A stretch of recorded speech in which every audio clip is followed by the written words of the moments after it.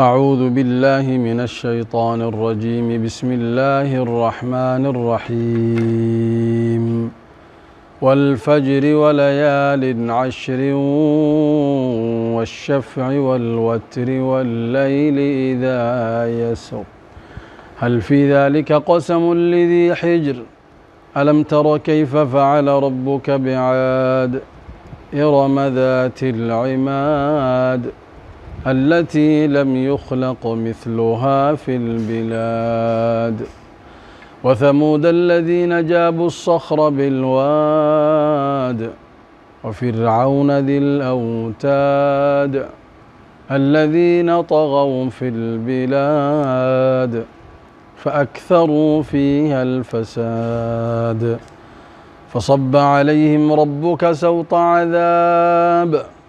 إن ربك لبالمرصاد فأما الإنسان إذا ما ابتلاه ربه فأكرمه ونعمه فيقول ربي أكرمن وأما إذا ما ابتلاه فقدر عليه رزقه فيقول ربي أهانن كلا بل لا تكرمون اليتيم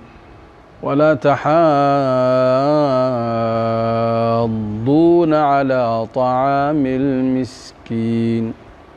وتأكلون التراث أكلا لما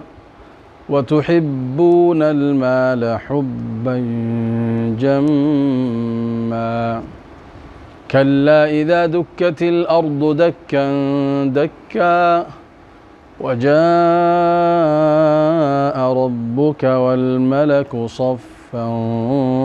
صفا وجيء يومئذ بجهنم يومئذ يتذكر الإنسان وأنى له الذكرى يقول يا ليتني قدمت لحياتي فيومئذ لا يعذب عذابه أحد ولا يوثق وثاقه أحد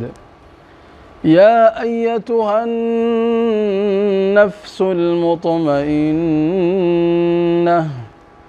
ارجعي إلى ربك راضية مرضية فادخلي في عبادي وادخلي جنتي.